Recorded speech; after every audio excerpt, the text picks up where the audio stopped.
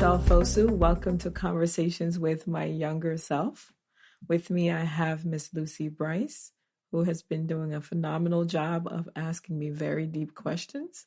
And once again, I don't know what the questions are, so buckle up with me and let's see what Lucy has today. Okay, so I'm excited because we're going to talk about finances. Oh, good one. Right? Okay. Finances. We know it's important to have a career. Some people have jobs, some people have their passions that they're doing, but all of it is to produce money to do something else. Mm-hmm. So how did you learn about money? You know, that's one of the things I'm really thankful for Dom. I actually learned the most from him. I did not learn finance from my parents. Yeah, I just didn't. I actually went to college, got a credit card like everybody else, ran it up, messed up my credit, had to pay it back, and made some poor choices in college actually because I didn't understand credit cards and I didn't understand credit. When I met Dom, and I loved this about him, he was like, okay, so what's your credit score? I was like, I don't know. And so we looked it up and found that it was not that great. He was like, okay, we're going to need to work on this. And so, and I like that because it helped me, right? And so he said to me, well, this is what we're going to need to do. We have to pay off all of these things. And then you're going to get, 2 or 3 cards with small balances, and we're going to pay them consistently. And when we do that, your score will start to go back up. And that's what we did. And magically, within like 2 years, my score was better because we had paid off whatever little debt I had. It wasn't a lot, but I just didn't understand the importance of, being very particular about paying on time and paying at least a minimum, really more than that, because a lot of credit cards now and the interest rates they have, you don't want to be just paying the minimum. And so he helped me fix my credit. And so once we did that, I was obviously sensitized to that. And then we sat as a couple and worked on a budget before we actually bought our first house together, even before we were engaged. We sat and we worked on a budget together. And that was my first time putting all of those numbers into a spreadsheet. And so we put our little cute picture of us in love, in the thing. And so I was like, oh, okay. Yeah. And then we went through all of the numbers and put them all in. And that's how we started to discipline ourselves about what we could and could not do. About the fact that we, even though we would love to go out every night to Shark Bar or whatever was hot in the city at the time, that this is where all the money was going. Yeah. And if we wanted to buy a house, we would have to take some of that money and put it back into the system to be able to save for the down payment. And I remember him saying to me, I'm not going to take on a wife without having X amount of bank. So for us being 24-year-olds, I think at the time, or 20, whatever, early, he was like, he had $20,000 saved in the bank for back then in 1997. That's a lot of money, for a 23-year-old to have saved who came here by himself at the age of 16 and kind of made it. So I was like, wow, I didn't have anything saved. But then again, from learning from him and the discipline he had around finances, we immediately decided, okay, we're going to pool resources, but we each want independence. So we had a joint account that our paychecks went into, but then we had X amount come out of each paycheck. I think it was like $200 or $100 per paycheck that would go into our individual accounts. Gotcha. And we could do whatever we wanted with that. So if I wanted to buy a pair of shoes, I didn't have to ask him every time. But when my little money ran out, I had to wait till next month. Yeah. And when our bonuses came, we agreed that we would pay a big portion to the house. And then whomever's budget bonus it was, would get a bigger percent into their spending account because you worked for that. Yeah. And so, if I did really well at work and got a huge bonus that year, we would take X amount paid towards the house. But I knew I had more money coming to me in my spending account. Yeah. Because it was my bonus, and conversely, the same for him. So that's nice. You guys made it fun. Yeah. So it was like you were able to do that. So for someone who doesn't have someone that's teaching them or did teach them, right. What are some resources that you recommend to learn? Yeah, I think nowadays there's so many out there, right? Some people, when I was growing up, it was Susie Orman. I don't know who the people are now, right? But I think that a good place to start is just online saying, if I have a lot of credit card debt, what do I do? There's so many resources out there right now. I think the issue is not about gathering the knowledge. It's about the discipline of executing on the knowledge that you can learn. So yes, you want to go online first and say, okay, if I want to buy a house, what are the 10 steps I need to take? They'll probably tell you first, number one, clean your credit up. Yep. Once you got to do that, in order to do that, you got to pay off those bills. And then you have to show good credit. So you have to pay on time. It could be, $50 that you charge and you just pay $10 a month every month for 24 months, your score goes up because of that, right? But you cannot have delinquent accounts. So, it'll tell you those are the steps, but now it's a matter of executing those steps. And that's when it becomes necessary to either find in your community people who seem to be financially astute and go to them and say, can you help me with this piece, right? Or can you tell me what's the best way to do this part, right? Because that's when it falls down, is in the execution and being accountable. Dom and I were accountable to each other. And because we never, and since I opened an account with him, I've never had a credit card, a debit card to my savings account. So since 1999, maybe 2000. So for 20 years. Yeah. I've never, I may have gotten one when I initially opened an account as a child. Yeah. But I have never in my life gone and taken money out of my savings account with a debit card. Ever. Yeah.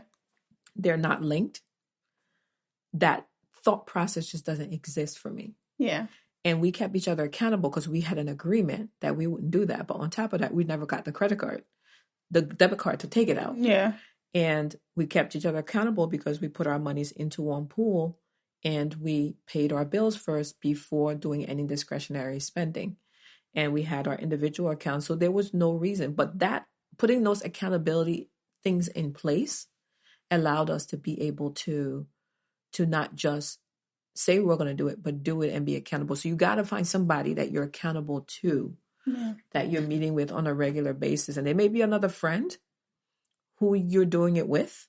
You might decide, let's be financial partners together. Yeah. Let's both work on our credit together. Yeah. Let's both set a goal of buying a house in X amount of time. Yeah. And then work towards that, right? And then be accountable to each other. Yeah. I love that you said, it's important to have a community. Yeah. Because, for me, I know, I'm very open about finances. I work in finance right now. So anyone who's willing to listen, I'm just here, this is what I know. What do you know? I came to you very early on and I sat down and I was just Rochelle, this is everything. Very transparent. Tell me what I should be doing. But some people are fearful. They don't want to talk about money. They don't want people to know where they're having difficulties. Why is that? I think typically people think that people will feel less respect for you, I guess, if you don't know and have made mistakes. And, for me, I openly say it, I messed it up in college, and so you're not alone in that, right? And maybe people think they are. Yeah. And a part of that, too, is because of this society we're in now where everybody gives the impression that they're doing better than they are through the selfie universe, right? And so you see people dressed nicely, makeup done, hair done, and you just assume they have to have a lot of money. Yeah. They're showing up with a new outfit online every other day, and they're showing you how they're at this mocha place and they're at that, a place where they're eating, and it all looks high life, right? But a lot of that is fake. And so I think it's about just understanding that even within this selfie world that we're in, that there are still a lot of people who are just like you, struggling financially. Yeah. And the bigger reward is being able to not struggle financially and have those pictures be real. Mm-hmm. So to do that, you need help. Okay. And, your pride will probably be hurt a little bit, but, you're young. You're supposed to make mistakes. Yeah. So it's okay. Yeah. So mistakes. I think right now the biggest mistake I've made, maybe not a mistake or something I regret, would be buying an iPhone, right? I think like I took my tax return and I purchased an iPhone, right? Geez. And now, Lucy. No, it wasn't recent. It was a couple years ago. Okay. But just thinking back now, I'm just like, wow, I wasted however much money on this phone. And I'm just like, I could have done anything else with that. Right. What has been your biggest money mistake or one big money mistake? Okay. So first, let's talk about the iPhone. I just got to talk about that for a minute. Now, nothing against iPhones, right? But so a better way to probably have financed that would have been, to have that be a business expense through a business you own as a communications cost, right? So, if you own a business, then it would have been a write-off, a tax write-off that would have saved you some of the taxes that you're paying through your job. Yeah. Anyway, I digress. But so, money mistake that I've made. I'm sure I've made many. I'm trying to think of a big one. I think, you stumped me on that. There's many. So, okay, here's one. I remember Dom was ill in 2013, and we had a lease on a location, our second preschool location. And I did not do the homework on negotiating leases. Dom had done that in the past and done that very well. But then he got sick, and this lease came due. And I was really frazzled because he was still ill. He was actually back and forth in the hospital, very ill still. And, I wanted to just make sure that the business was secure because that was kind of like my safety net financially. And I started doing the negotiations, and the guys smelled fear. And so they really raked me over the coals. And I didn't do the research, and that cost me a lot of money in rent because we went from paying, I don't know, maybe $6,000 or $7,000 a month to ultimately paying $10,000 a month for a space that really wasn't worth it. Yeah.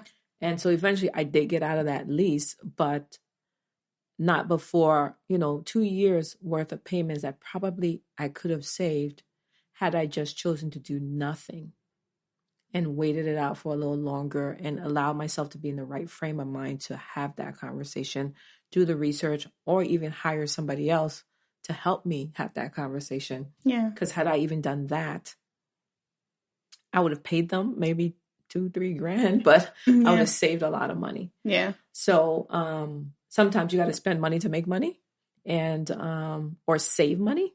And in that case, I would have saved probably $40,000-50,000 if I had done that. So my lesson there was when I finally realized it, I was like, man, I made this decision under emotional duress, which a lot of us do. Mm-hmm. We make a lot of financial decisions or choices under emotional duress. In fact, the whole concept of selling is to reach you emotionally. Yeah. So I did that, and later came to say to myself, that was a poor time to sign a lease. And so then I had to strategize about getting out of that lease. We ended up having to go to court. It was just a long process. But yeah. So that was huge. I still kick myself all the time about it. Obviously, I wouldn't do that again. But yeah, that was expensive. Yeah, I can only imagine.